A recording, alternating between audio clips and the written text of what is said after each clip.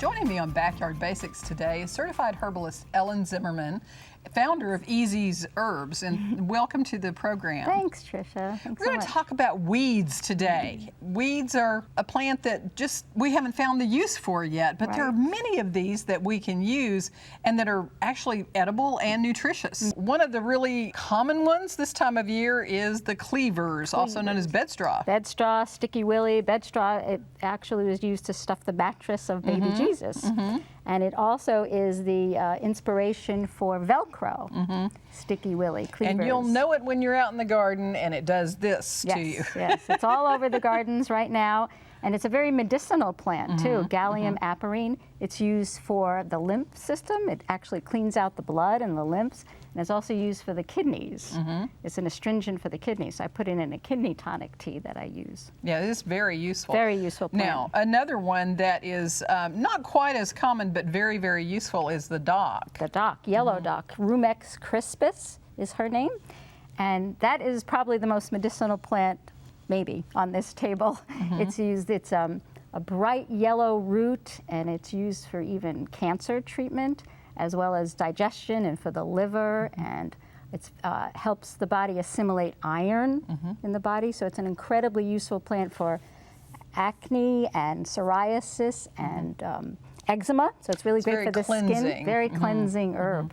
So not a weed. The lamb's quarter, this one is also known as orac, is another one that can be very abundant, very prolific, and actually very tasty too. Very tasty and high in protein and iron, and you can cook it as a green, and my chickens love it. Now these are two of the taproot type plants. We have a dandelion and then sow thistle, and a lot of people confuse these, but the dandelion is really the most medicinal one. Absolutely. Taraxum officinale, it's an official medicine plant by the United States Pharmacopoeia. When you hear of a term called officinale or officinalis, that means it is used as a medicine. So Taraxacum officinale, our dandelion, is not one of those four-letter words, the weed, but a very medicinal plant, again for digestion, for the liver, very cleansing.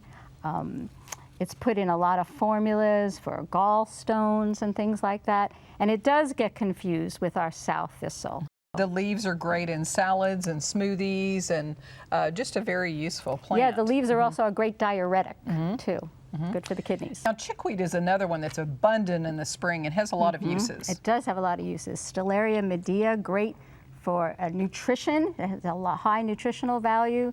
Great again for the kidneys. It's a urinary demulcent, and it also has an anti-itch property to it. Oh, good. Yeah. Well, for more information about herbs and ways to use them in cooking, for recipes, you can go to our Central Texas Gardener website. And on my website, easyherbs.net, you can find out about all these incredible spring herbal events, my classes and a wonderful symposium that we're doing in Wimberley.